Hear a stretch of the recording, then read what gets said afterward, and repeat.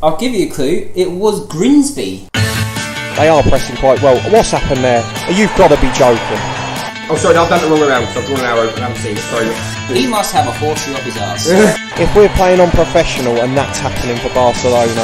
2 years ago. Sorry about that, I don't know what that was. I'm sorry, that's just put me off the game. I'm not having that. Anyway, segue, moving on. What has that got to do with football? Why is that at a football ground? Hello and welcome to another Ramble from the Honest Football Podcast, where we bring honesty back to the beautiful game. I'm Daniel Cody, and with me as usual are Craig Savage and Charlie Betts. So how's your week been, guys? It's been a traumatic one for our beloved Luton Town. Yes, I think that's probably going to be the main story from the Ramble in a few minutes' time. I think we'll be talking about that with a little bit of bias, but we'll try and keep it as impartial as possible. I will try and remain objective. But Craig, before we go there, I believe that at the weekend you went and visited an adult bull pit. Yeah. And I don't mean like an arena with an no. angry cow. You mean like a proper bull pit? Yeah, so it was in Shoreditch, and right. was there for like 2.5 hours. It was actually really good. Why an adult bull pit? Because it was my mate's 30th. So it was a birthday party at the same time. But, So why ball pit? It was something different, you know? Obviously, And what makes it more adult than a child's bull pit? And does different make it right? You can drink where you go around. Yeah. Okay. And like the ball area, you can say jump in, but it was very deep and it goes over your head, so you literally claustrophobic. Start with, oh my god, it's like, and then kick you. You're at a child's playground. You're making this sound terrifying. It's a 3-year-old's leisure activity. Not the ball pit. 3-year-old, 30. Surely it's just scaled up to adult size. It's not going to be that terrifying. Oh no, there's a Rottweiler in there. Oh god. Not the little fin of a fake shark coming out the top. Someone did drag me. I was like, what the hell? But surely Dan's right. Surely it's a normal ball pit, but just bigger. Yeah, it was. Yeah. So what's scary about it? No, because it was going over. Like you try and sit down, and then the ball was going over your head, and then you. What are you feel trying to sit down for? It's very I don't know, trying to hide, isn't I? Oh, you did play hide and seek. No, I didn't. Oh my god. It wasn't that big. This is rubbering. You're not saving that. Let's rewrite this. You went to a 30th birthday party and played hide and seek. No, I didn't play hide. You did. You're giving away your secret. Okay, if you didn't play hide and seek, you must have at least played tag or something like that. No, you played tag, didn't you? You played tag. I didn't play tag. Did you have a fight with the ball? Yeah, threw it. Threw it bounce by accident. Did it have the little mesh netting round? Just a genuine question. So you can fall out? No, it was a load of mirrors. Oh, mirrors, fair enough. Yeah, load of mirrors. So you could see the fun you were having? Absolutely. Would you recommend doing it again, Craig? Yeah. I think we could film a special there. Yeah, see just how terrifying it was like a nightclub as well, so it was good. It was like a nightclub as well. In the middle of the night. It was a nightclub, trust me. It was like a nightclub. There was a bar there, so I had a few drinks and the shots. In the ball pit? Nah, it was like the ball pit. Oh, that's. Oh, you can't drink the ball pit. That'd be ridiculous. That'd be terrifying. I wanted to see like a barman trying to get round on the ball. It took me about half an hour just to get out. Just out of interest, it was obviously an adult ball pit, and you said it was like a nightclub. What time of day did you go there at? 8 PM. Because we had certain slots, so ours was in the. Oh, you had a slot in the ball pit. It's an hour. No. It's like a 3G pitch. You have to go in for your tea afterwards. It's only 10 at once. You're up at like a 5-a-side. I want my pick and mix. Everyone gets a slice of cake on the way out. There's always that one annoying kid in it. Ruins the birthday party for everyone. Well, that's about. Those are lovely girls. We're never going to top that. That's about the most entertaining. After that, yeah. We're not going to get more entertaining than that. I was in London on the Sunday as well, but no one's it was FA Cup though. It was FA Cup. Well, we'll talk discuss about FA Cup a bit later. And now it's time for Ramble of the Week.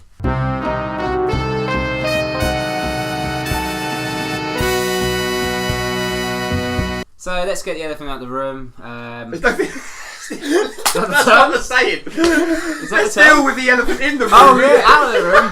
or let's get the elephant in the room, out the room. Not just let's get the elephant out. Where did the elephant come from?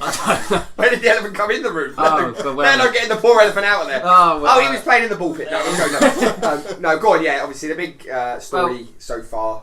Yeah, is Nathan Jones has left Luton Town to go to Stoke after Gary Rowett was sacked. Cody, you're a season ticket holder at Luton, are you? No? I am. You yes. are? Initial thoughts on that?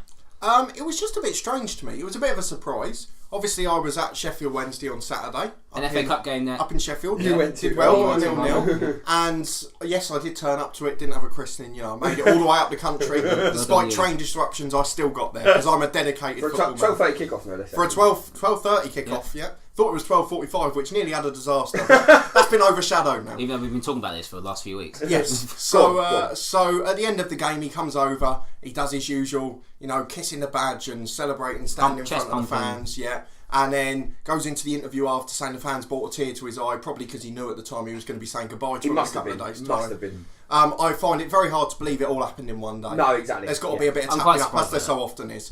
But the biggest surprise to me is it just seems a bit of a strange move. Because I know that there's a chance Luton could drop down a bit and not go up, but I don't think anyone's really expecting them to anyway.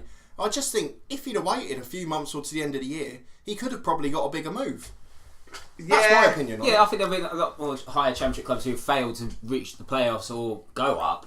But I think actually take living where we are, and obviously you, especially you boys being avid fans, I think you're slightly blinkered. Outside of here, I don't know if many people know who Nathan Jones is. No, I'm not. You mean you saw that when Stoke appointed, all over Twitter. Who's this fella? All that sort of thing. So I don't know if his stock is as big as what maybe we think it is. I like the one who said, the Stoke fan who said, we need a proven manager who's managed in this league, and then someone pointed out, like Paul Lambert, Mark Hughes. Yeah, exactly. Yeah. Do you know what I mean? So I don't know. One. I agree with what you're saying. I don't know if he necessarily would have got like a big, for argument's sake, I know they wouldn't have maybe got rid of him by then, but I don't know if he'd have got a Villa or something like that at the end of the season. Do you know what I mean? I think I suppose what I'm saying is I don't know if that big move would have come at the end of the season, even if Luton had... I guess the thing that annoys me with it, taking the blinkers off, because while I say I don't think it was the right move, I can understand why the time of it is wrong. The timing of it, there's nothing to do with. The chance comes, you take it. Yeah, exactly. No. If I get offered a job tomorrow on 4 times the amount of money, I'll probably take it, whether it's a better job or not. Exactly. Let's be brutally honest, I think where we are, as football fans, are missing it, is there's the emotional attachment for us. For him, as passionate as he proclaimed to be or whatever, it is a job, and we would do the same. Absolutely, yeah. Sure, for another retail, if you got to work, I mean, for me, it's an easier analogy. If I got offered a job at a private school with brighter kids for 4 times the salary, of course I'm going to go. If he gets Waitrose. Exactly, yeah. If Waitrose coming for you, and you've got to do less hours for more money, of course you're going to do that. Yeah. Do you know what I mean? So I think you have to understand from his perspective, it's a job. And we're talking at our level about if we take a job and 4 times the amount of money, it makes our lives a bit more comfortable. Yeah. For them, it sets them for life in a year. Yeah, to be honest. We do have to accept that. What I don't like is the fact that he's hamstrung himself before by saying I wouldn't leave Luton in the middle of a promotion challenge unless it was Barcelona, and then he goes to Stoke. Maybe it's Bojan, I don't know. And then the other aspect of it was more just the attitude, taking the staff with him, which we knew was going to happen eventually. Yeah. But the most similar one I liken it to was Eddie Howe when he left Bournemouth for Burnley. And obviously it went wrong for him there and he ended up back at Bournemouth and he's done a great job. But he left himself on a fairly good note. The fans were still angry he'd gone. They didn't see it as a huge step up. In terms of the step up at the time, with Bournemouth were in League One, it's a fairly similar step. Yeah. But he at that time did an interview before he left Bournemouth to say, I'm sorry I've got to go. These are my reasons. He was honest about the finances and many of the other elements about it as well and saw it as a chance. Which meant that when it went wrong for him, he had a route back if he needed it. And I do, honestly, I hope it doesn't. I hope he does well, but I do think it will go wrong for Nathan Jones at Stoke. And I don't think he'll be given the time like at Luton, where for the first year we were incredibly inconsistent. Took him a long time to turn that squad. And the 2 hard-working strikers we have up front, Crouch and Berahino aren't doing that. No. Bojan's not doing that. No. He's going to need to I think Tom Ince will suit Nathan Jones. The thing is, the big thing for me that obviously, I mean, I don't profess to know a lot about Luton Town in that sense, but the egos will be the big issue. It's one thing having to deal with some quite big players in League One, but then having to deal with what are essentially Premier League players. I don't know if you can get. I mean, I know he worked at Brighton, so maybe he's got experience with that. But I think that could be a big thing. The likes of Tom Ince and people like that, are they going to want to... If they decide to down tools, they're a lot more influential than, say, Danny Hilton. The biggest surprise to me was, and the reason I say it was a surprise move, was the style of squad. So he bases himself on incredibly hard-working, high-pressing. And it reminds me a bit of when Emery joined Arsenal. I know we're not talking about the Premier League, but where you had a squad of lethargic, slower playmakers in essence, even at the back. And that's a bit like Stoke with the likes of, I know he's on his way out, but Charlie Adams, we mentioned Crouch, Berahino, Bojan, all of those sort of players, Ashley Williams, another one. They're not going to suit his game style. No, I think for all of these arguments we present, I think in his defence, or probably in his mind, the fact of even if he got sacked in 6 months, the payout he's going to get for that, all of that has probably as strong an argument as they are against his financial security, that there's only going to be one winner. So are we saying he's done it for money and not for football? No, personally, I think it must be money motivated. It has to be, because for footballing reasons, as you just pointed out, it doesn't make sense. It doesn't add up. But again, it's like we go back to our analogy. I still think that even if I knew I was maybe going to a job that was maybe not quite as suited to me, but was giving me 4 times the salary, and I knew that even if I did a bad job and they binned me off from it, I could pay off my mortgage even to put it in sort of in terms that we understand. I would still definitely do that. But let's not think about personally. We're talking. This is football reasons now. Yeah. I don't think that's the best move for him. Oh gosh, no. I would totally agree. And I honestly believe within a month he could have got a job at a team that suits his style a bit more. But I still think he'd have got the same backlash, even if he did it in a month. Yeah, no. I completely agree with that. But what we're saying is, was the move right for him for footballing reasons? In a month's time. No. So, like, I'll give you an example. I bet the Huddersfield job comes up soon. Yeah, I suppose, yeah. But then I don't know, outside of another club who's of a similar stature to Luton, would Stoke have been the only real step up? Because, for example, you look at, I mean, for argument's sake, I don't know, say Burton get rid of their manager. I'm not saying they would do, but that principle, that's a sideways move, isn't it? Like, who in the Championship, really? Well, Burton are in League One. No, that's the point I'm making. No. So I'm saying that because they're in League One, anywhere else he goes, apart from somewhere like Stoke, is going to be considered a sideways move, isn't it? Yeah. So where does he go then? You're saying about Huddersfield's Premier League, No, but they're not going to take him on. They're not going to touch him. No, they'll go for Jukanovic or someone like that. Do you know what I mean? Wagner won't get sacked. Well, the principle though. Well, let's go back to that. Actually, you mentioned the name. It's all Jukanovic's fault. It is. He was the first choice. Nathan Jones wasn't even Stoke's first choice. No, he that's didn't true. want the job. The only thing I would say that I feel is a little bit harsh on Nathan Jones is I was speaking to people at work today. They're like, he said this comment about this, and he said that he was here for the long haul. But if he didn't say that, people would have slated him as well. You get that manager. Yes, no, if I'm a manager and I say, I'm here for now, we see how it goes, or until a bigger club comes in, I'm gonna manage it. You get absolutely crucified. You're sort of damned either way on those comments.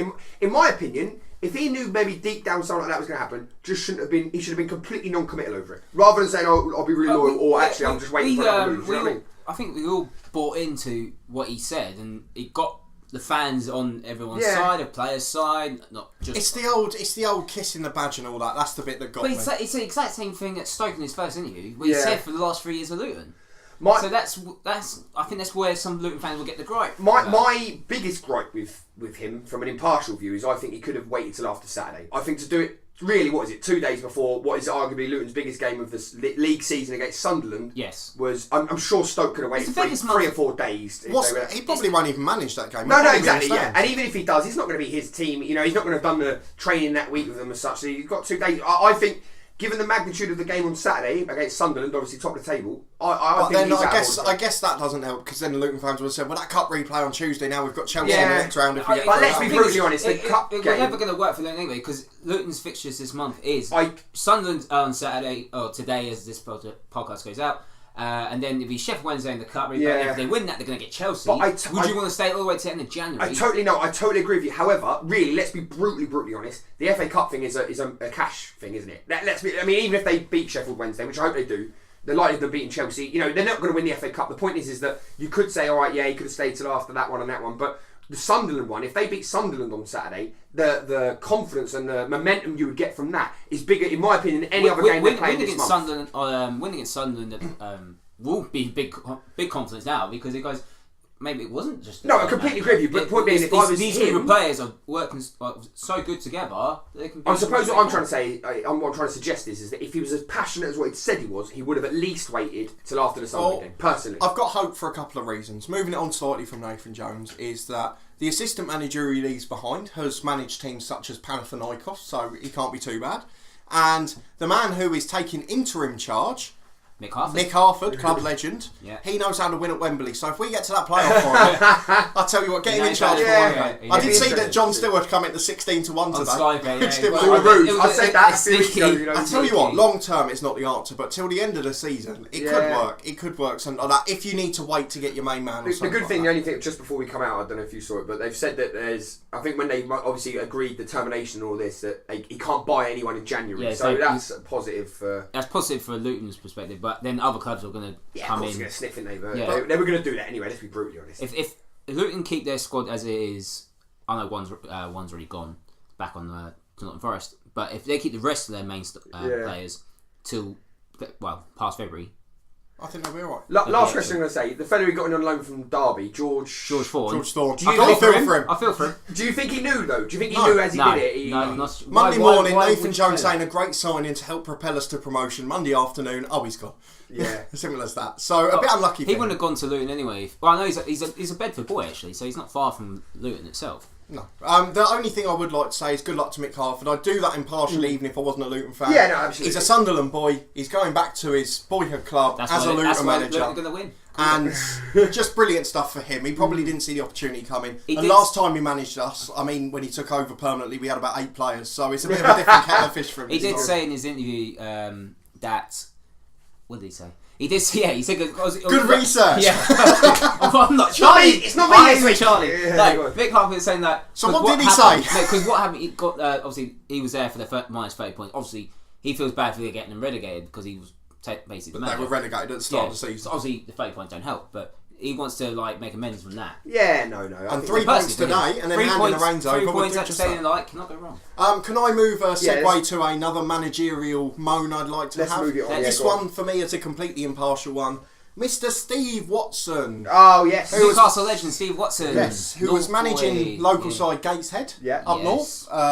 He has moved this morning, I believe, to York City in the division below. What? Who are a professional side who have offered him more money. Where's the loyalty in the game? I mean, I know we were just saying about that has got to be money. There's no argument. You're going down the ladder that time. Yeah. So it's not even closer to where you live, is it? Do you know what I mean? It is. Yeah. No, he's going away. So speaking of, sorry, go on. No, go on, carry on. No, I was going to segue your. You haven't finished. I know, that's what I thought he hasn't finished. No, there's not much more to it. Okay. No, but I do think it's a worry. I'm worried for Gateshead. Well, it's like you mentioned earlier, it's off air really quickly about Nathan. It's the knock-on effect because now someone else is going to lose their manager to replace one at Gateshead, and it's just that domino effect from there it's going to affect someone lower down the chain. And that should be a ban as well. He's going to be shafted. If the manager's available, then apply for that. We'll get to one of those. I don't think we can get into that territory given the business that football is now. But sorry, I ruined your segue there. And hopefully it was going to be better than the ones we had to edit out last week. Yes, it is, because use some managerial casualties, because obviously Steve Watson's gone to York. It's the Asian Cup right now. Yes. Okay. And, saw that, Thailand won today. Thailand, their first game was against India. Yeah, lost 2-1, lost 4-1. 4-1, sorry. 4-1. So they won 1-0 today. His research as well. It's your story. What are you on about? Every time you two have a story, I can't have any confidence in it. They won 1-0 against Bahrain today. They won this. Yeah, but what happened after the game, Craig, against India? The manager got sacked. After the first game? The national manager lost the first group game and they binned him off. Yeah, I think there's a story going on saying that India wanted the friendly against Thailand, and then the manager's like, no, because India are not very good opponents, and then India smashed them in the cup. I would have argued India would be slight favourites for it. No, I think it'd be a bigger nation. Yeah, I mean, look, it's a much bigger. But also, there's been a second managerial casualty in this Asian Cup now. Go on. There's not that many teams in it. I know, but it's now Syria. Oh god. Syria have sacked Bernstange following their loss to Jordan. They sacked who? Bernstange. Very good name. Very good. Yeah. Very good. No. Yeah. I've got a couple of stories on that, Craig. I was going to leave them to the end even, but you've gone that way. Well, we might as well have the Asian Cup section. It's nice to not be going into Africa and going into Asia. I don't think I've got anything on Africa this week. No, I don't think I've got anything on it. Well, you have let the viewers down. Okay, no, I have. Egypt I have the Confederation Cup. Don't ruin that. Right, no. This is really good. It was a really cool story about someone playing for Thailand who actually was born in Wales and he played for Cardiff City. I'm going to try and pronounce his name, but his mum was Welsh, but his dad is from Thailand. His name is Mika Chuanese. Okay, I'll try my best with that. But no, but he was in the same youth team as Aaron Ramsey and Chris Gunter. Played at Cardiff, and then basically he got released from Cardiff. And then tried his luck in Thailand. He's gone through there, and now he's playing for the national team. But nicely led on to the story that obviously very good. The manager got sacked, but he still keeps he's good friends with Gareth Bale and things like that. But he's basically trying to be. He's a bit more of a face of Thai football, if such a thing exists. Around no, as in like a lot of posters and that have got him on it. So right, it's just the poster boy. No, what I'm saying is that he's trying to say that Thai football is on the up. So we'll only have to wait and see over that. Maybe it is. It's a brilliant place to visit. I went on honeymoon, but anyway. Lovely stuff. I was going to go back to another little non-league story. Okay, go for it. And I'm going to go to one of my favourite clubs that I can't pronounce, Dulwich Hamlet. Dulwich Hamlet. Yes. They have made a bit of a bold move. What have they done? They have transfer listed 6 of their players, all experienced long-serving clubmen. Is Ashley Carew one of them? He is one of them. Oh, really? So the reason for this, they have said over the last 2.5 years this squad's been doing really well, but we feel they've reached their they're just going over the hill, and we need to get in a bit more younger blood. Enough. And obviously at that level, unless you're Billericay until recently or Salford, you can't just go out and buy 5 more. You've got to wheel and deal. Everyone in non-league is Harry Redknapp. The only reason Redknapp's famous for it is because he wasn't in non-league when he was doing it. But yeah, they've transfer listed 6 of their players, including long servers such as Ashley Carew. He's a captain. Yeah, I know. But the likes of Sanchez, Gavin Tomlin, Anthony Cook, they're all players who have played loads of games for him, have been there throughout that rise in the 2.5 years. And it's just a bit of a strange one. And do we look behind the scenes like we did at Billericay, which I'm pleased to say I've judged right, and say... We haven't been relegated, but yeah. No, you're still wrong. But I said things would go wrong financially, and it was all we're just trimming the squad to bring in more young blood, and then actually, there's a little bit of trouble behind the scenes. We need to cut back a bit, and I think it might be the same here. But the only difference with Dulwich Hamlet is they've got a naturally big following due to their sort of stance. So I think they'll be all right. But it's just an interesting story for me. Have you heard about the saga between Bolton Wanderers and Forest Green Rovers? I have. So Forest Green have now released some T-shirts that say "No Can Do." So you can actually buy it. So is it Christian Doidge? Is that Christian Doidge? So they took him on loan, Bolton, didn't they, from Forest Green? With a view to a permanent deal. And then, as far as I know, they did pay his wages. He's been there, what, 4 months, is it? 5 months? And he's paid a penny towards his wages. This is the problem with the change of the transfer window, because in the EFL now, it shuts at the same time as the Premier League, but then you can loan players to the end of the month with a view to a permanent deal. Yeah. And this is the sort of problems it causes. So carry on. So, in a weird twist, though, basically, they're selling shirts at Forest Green Rovers that say "No Can Do," obviously referring to the Bolton chairman and Ken Anderson. But the proceeds from the shirts go to the Bolton Supporters Trust. So Forest Green don't make a penny out of them, which I think is a really incredible thing to do. Because the Bolton Supporters Trust, let's be honest, are probably their only hope of being saved from administration at this point. They've also said, Forest Green are playing Bury, and they're at home, but Bury wouldn't be a million miles from Bolton, obviously, and they're offering any fans who come down from Bolton to come and watch them, like free pint, free ticket, all of this, as like I don't know, just to drum up some sort of... the only thing is it's like 300-mile round trip, so it's not exactly free for them. It's not the Forest Green fans and the Bolton fans, though. It's just basically 2 blokes. Yeah, but what I mean is that it's... Over a player. Yeah, but the fact is that they're still trying to bridge that gap. Because like you're saying, I think they probably realise that Bolton are struggling. The chairman's obviously all over the place. As we mention often with these financial troubles, it's the fans that suffer. Yeah, but I just think it's really nice that another club in a different league, I know their link was that player, but... They're just doing something to help out. I think that's incredible. And in an instance like that, you've got to feel for the player. Because that player, again, the move of a lifetime up to the Championship, they've got their chance. They're doing okay in the division. And suddenly the club's in financial disrepute. Didn't Vince moan about it's partially Doidge's fault as well? I don't think he did. I'm pretty sure he said he felt sorry for the lad, but who knows?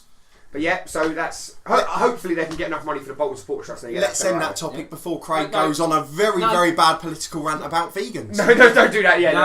No. We all like vegans, apart from Craig. Anyway, next story. Moving on. Another team struggling in up north is North Ferriby United. Obviously in the Northern Premier League. FA Trophy winners not so long ago. But good news. Their application to relocate to Dunswell Park and change the name to East Hull has been rejected. So... It's good news for the fans. Obviously, it's the owner wants to move North Ferriby to East Hull.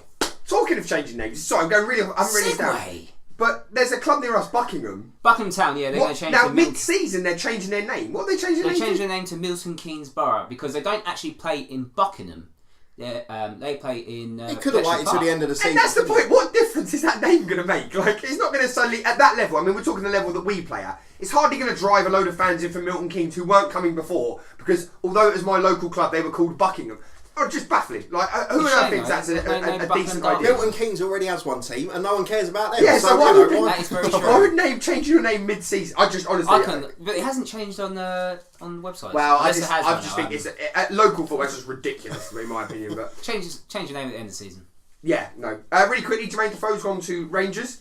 Let's not get Craig started on another topic. No. But have you seen who his potentially first game's going to be against? No. Cowden Beef in the Scottish Cup, who obviously play at a tiny ground. Their pitch doubles up as a banger racing track, and it's massive come down. He could have been playing at Old Trafford when he away from home. Yeah, away from home. Get the locals in. Yeah.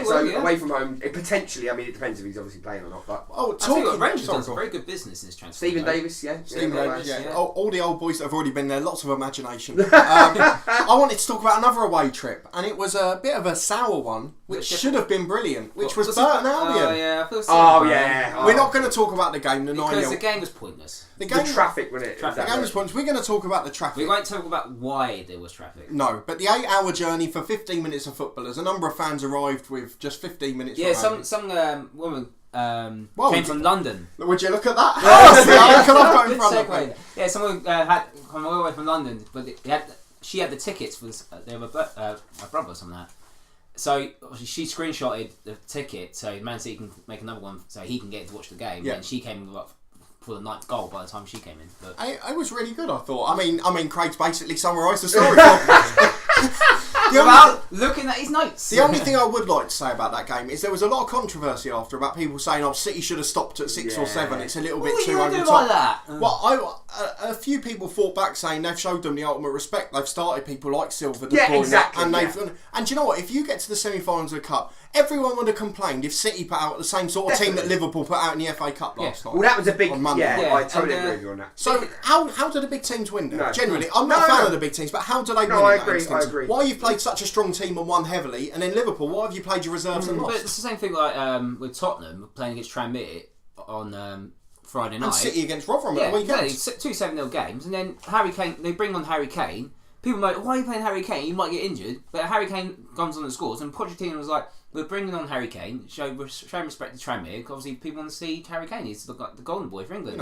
And he's obviously done his research. Steve McNulty does not make sliding tackles. No. He had a bit of a rough game, Steve. Yeah, he had a terrible game. He's getting a little bit past the hill, bless him. I like Steve. Have you got any more, Charlie? I have. Talking about Man City Rotherham, I don't know if you saw that the linesman got injured on Saturday. Did you see this at all? No. So linesman got injured. 4th official had to go on, and it happened to be on Northern Irish football. He's a Premiership referee in Northern Ireland, but he was doing the VAR for that game. I don't know if I think they do with this trial. They're getting people from different parts of the UK, so then they can essentially he'd be one of the top referees in Northern Ireland. Take that back, and I mean obviously it's not going to be used in that kind of football, but they're going to be taking that back and all of that. But he basically had to become the 4th official, but he was there in like his jeans and a jacket. Basically, I don't think he would do it there for VAR because VAR was in London. Charlie's looking vehemently at his notes, which isn't great viewing. It's in Stockley Park. You're not from there. Really? Yeah. It says here I was at the game from a VAR perspective and wanted to know blah blah blah. Yeah. Was it maybe just a training run rather than actually? Oh, okay. Right. Because I say, well, thanks for over dramatising the story. For VAR purposes. And then making a brilliant audio spectacle by staring at your notes for 10 minutes. Have a break. I'd like to move on to another non-league story, and it's a club that we've mentioned a few times, but this one's for completely different reasons. Chesterfield. Yes. Oh yes. Yeah. Did you see it? No, I haven't seen it yet. This is brilliant. Okay. Go on. Ebbsfleet. They were playing at home to Ebbsfleet. Ebbsfleet were 3-0 up at half time. In the second half, Chesterfield came back, and central defender Will Evans scored a 95th minute equaliser. Okay. Now you think that's dramatic. You've won. Yeah. You've got the point back for your team. What a comeback! But there's a twist in the tale. And then after that, there's another twist in the tale. Go on. I know your twist is because... Don't ruin the story, Craig! Stop telling the second half of my story. You're correcting people if you are right. Stop it. A minute later, Chesterfield goalkeeper Callum Burton brings down his man in the box. So what's this, like 95th minute? 96th this. Now, must be. 96th, he gets sent off. See, you're not even right and you interrupt him. 96th, he gets sent off for a foul. 97th minute, there's a penalty kick, obviously, for Ebbsfleet to take. There's no goalkeeper on the pitch, he's been sent off. Who goes in goal? Will Evans goes in goal. The fellow who just got the equaliser. What does he do with the penalty? He only bloody saves it. He's got the point for the club, and Will Evans, what a bloody hero, and what a dramatic day. No, he's got a point for his new manager. He's got a point for his new manager. John Sheridan. Why couldn't he do that for Martin Allen? Well, he probably did. They got a point every week. Got a point That was the problem. Same as usual at Chesterfield. Well done, them. Sorry, go on, lads. No, I've only got a couple left. Really quickly, Egypt, as you rudely interrupted earlier, Craig. Egypt have decided. Do you want to tell the second half of the story as well? Go on. African Cup of Nations are hosting it. They are, yeah. And they've also decided who's going to host the next African Cup of Nations, which was going to be Guinea, who are going to be hosting it in 2023. I heard there was. I'm sure that'll change. I heard that was controversial because they said Cameroon can host the next one. Not now. They couldn't host this one. No. So And Ivory Coast were going to do it, but they've now pulled themselves out, and they're going to do it in 2023. But they're now talking about having a break and moving it to 2025 because of all of this controversy. And basically, I think they want to make a clean start of it. I think. Well, wait. Just ridiculous. I know. Unfortunately, the organisation of the African Nations Cup is the perfect example of politics in football. That's true.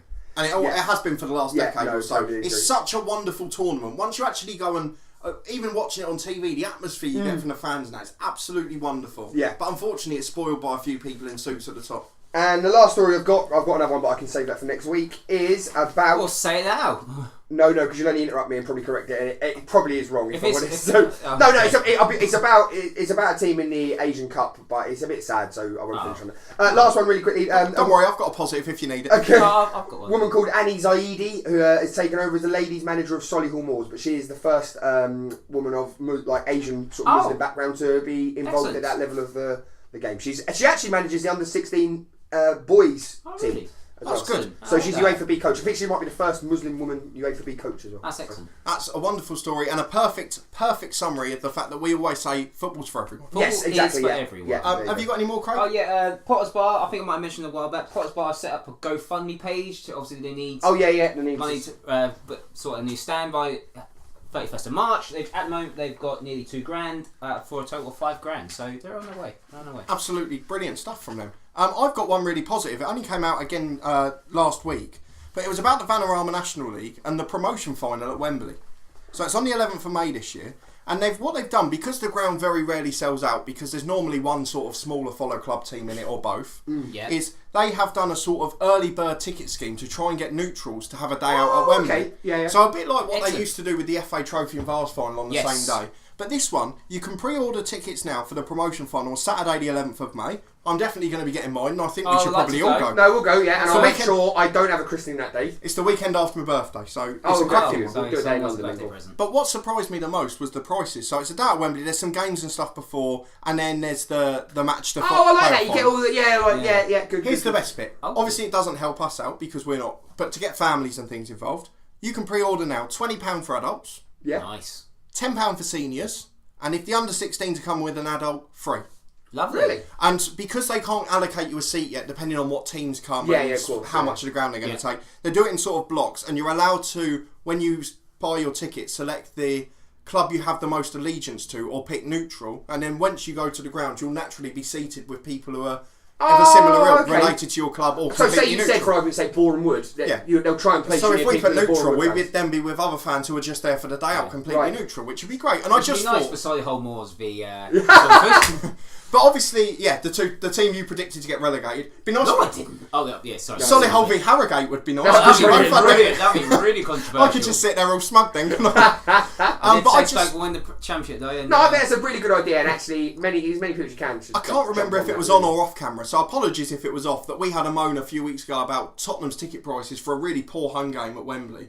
And Craig was having a rant about them starting at like £45 or something. Yeah. And no wonder no one goes. Sorry, Craig, if I've thrown you under the bus. It might have been off air, to be fair. I think it was off air. But for that, it's a day out. That's a great deal. It's pretty much professional football stuff. Yeah, exactly. And it's a great value day out. So if you've got a family and you want a day out and you've got a couple of kids, 2 adults, 2 kids, and you're going for £40 for the 4 of you. Can't argue. It's a really good day out. And you get more than one game, didn't you, as well? Absolutely. So wonderful stuff, and well done, Vanarama National League. Yeah.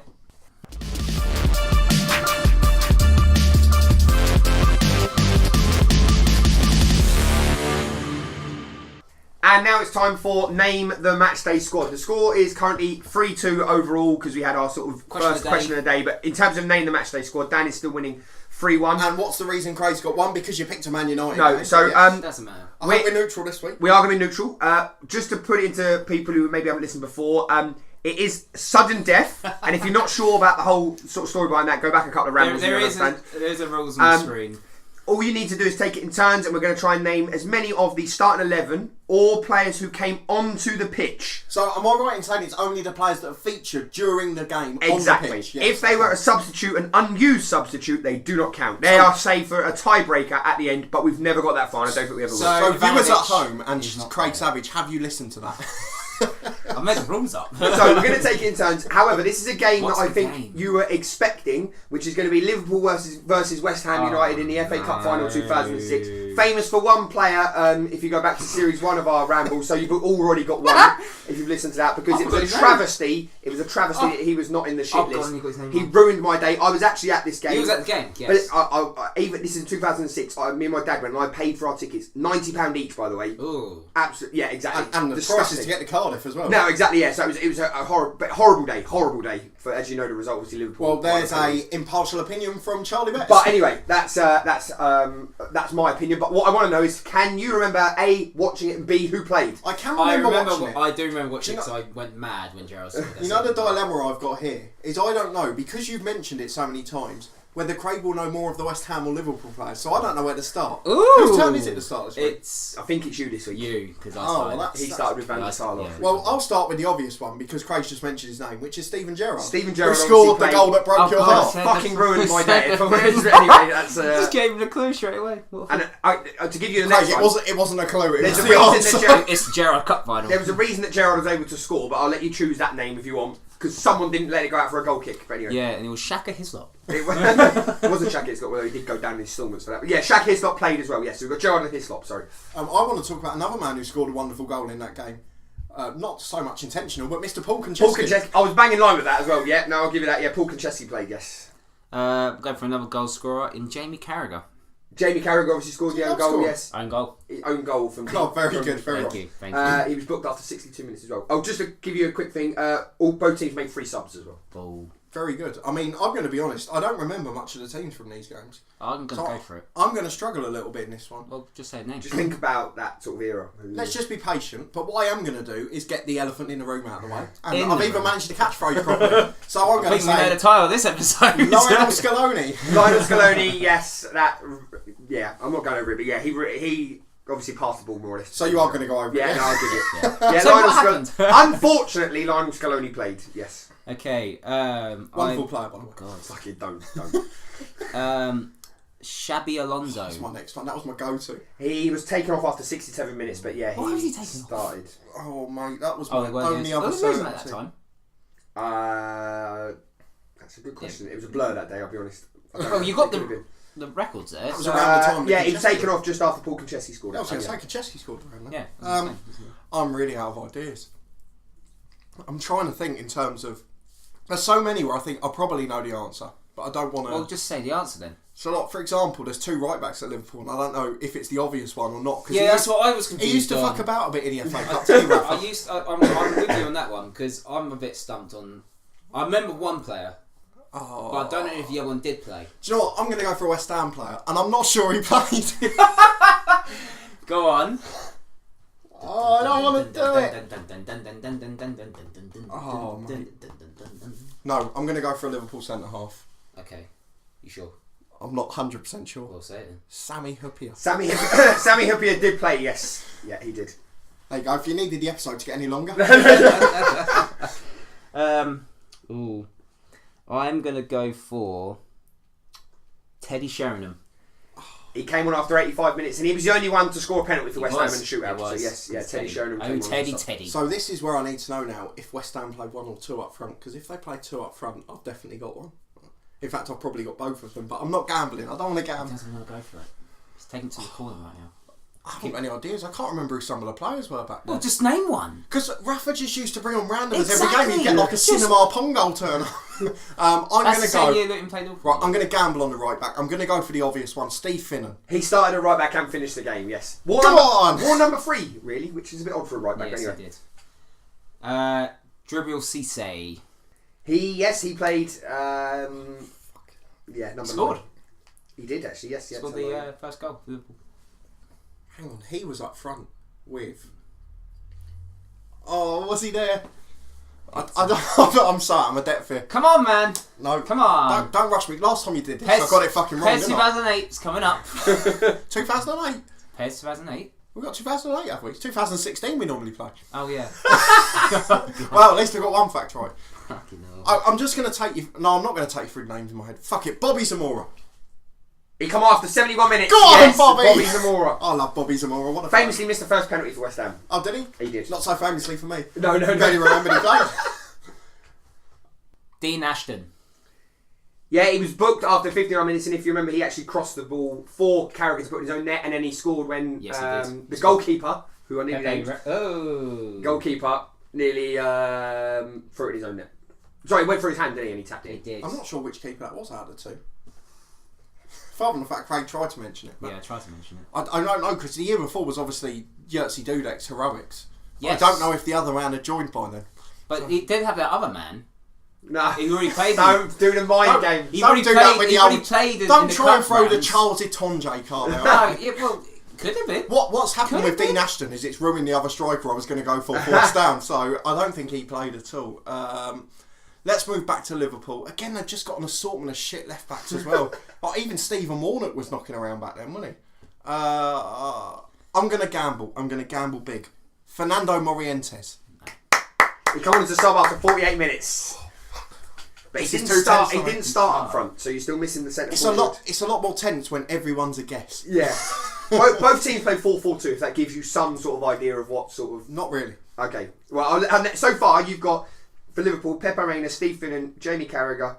I've just said an answer, haven't I? Right? You can scrap that out, sorry. You said it a minute ago. Yeah, I'm surprised you didn't say that. Yeah, I did. So you've got Steve Finnan, Jamie Carragher, Sammy Hyypiä, Gerrard, Alonso, Cisse, Morientes.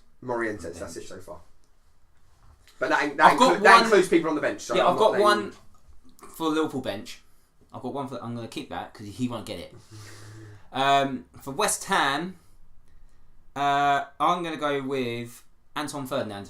Yeah, because he annoyingly also missed the penalty. He missed the deciding one. Yeah, he did. Yeah. Well, it's starting to show that you're a few years older than me because I was just a youngster when this. I was a small barely a boy. teenager. In fact, I wasn't a teenager when this came out, depending on what time of the year it was. But in May, Tom. It was May. Well, my birthday's in May, so it could have been either side. But yeah, only May because it was World Cup year. I was deliberately trying to delay, so saying go on's not going to speed me up. Go on. Let's just go for the one who's been there for years. Mark Noble. Too early? Unfortunately, you are too early. Yes, he played a season after.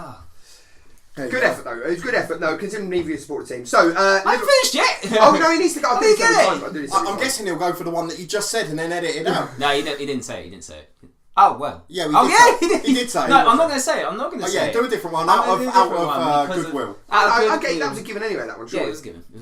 So my player was a Liverpool substitute, which you probably won't know because he lasted. Can I just say, if he didn't come on, whoever you say, it's going to be the funniest moment of my life. Oh, it will be because it's not going to happen. Jan Kroenke. He annoyingly came on after 67 minutes. Yes. Well done. Thank you. So the Liverpool team was Pepe Reina in goal, Steve Finnan, Jamie Carragher, Sammy Hyypiä, John Arne Riise. Did we not say Riise? No one said Riise. I didn't know if Riise played or not. There's so many one. Yeah, there'll be a couple because you've got Steven Gerrard, Xabi Alonso, Mohamed Sissoko. Oh, that wouldn't have got him. I said he was a good player. Harry Kewell. Oh, started the game. Peter Crouch started up front with See, I wanted to go Crouch, but then I thought, what if Barrow started or something like that? Yeah. Then you also had Jan Kroenke come off the bench. Sorry. Come off or on? Fernando Morientes and Dietmar Hamann. Yeah, Hamann was my other one. Yeah. So can I ask before you do the West Ham? Did Marlon Harewood take part in that game? Yes, he did. He missed a sitter right. I was saying Marlon Harewood. He was injured. I'll never forget. He was injured, and the ball hit the post, and it could have fallen to anyone else, and we'd have won the game. It was about 2 minutes before the end of extra time. And he bloody hit the post again. Because once you'd done Sheringham, who I'd forgotten about, and then Ashton and Zamora, I went, he can't have come on. No. Yeah, also on the Liverpool bench was Jerzy Dudek and Jimmy Traore, remember, from our Schindlers. Yeah. Very so for West Ham, you had Xhaka Hislop, Lionel Scaloni, Anton Ferdinand, Danny Gabidon, Paul Konchesky, did Yossi Benayoun. Did Carl Fletcher play? He did. Carl Fletcher, Yossi Benayoun, Nigel Rio-Coker. Matthew Rio-Coker was captain, wasn't he? He was, yeah. Matthew Everington. Marlon Harewood, Dean Ashton, that was your starting 11. Oh, just off topic, Everington. Before, when you said the fixture, I went, Everington, he's never going to get that. I've completely forgotten it. I would have got Everington. Coming off the bench for West Ham that day was, as we named, Bobby Zamora and Teddy Sheringham, as well as Christian Daly. Oh, wow. And on the bench, you lost. They're holding on to that 3-2. On the bench was, who didn't come on, goalkeeper Jimmy Walker and James Collins. Didn't get on that day. Back in the good old days of 5 subs. Yeah, that's true. So that concludes the quiz for today. So it was free. It's now 3-2 on Guess the Matchday Squad. Yeah. I think unlike retro games, we need to have some more slightly modern fixtures. Yeah, no, I think that's probably about as far back as we can go. 2006. Well, we did 2001, didn't we? Yeah, but that was quite a famous game, to be fair. But anyway, go on. And you lost it, so it doesn't matter. Yeah, that's true. And that's it. And that is it for today's episode. Don't forget to like, share and subscribe. You can follow us on Twitter @HonestFootball3. And we'll see you next time.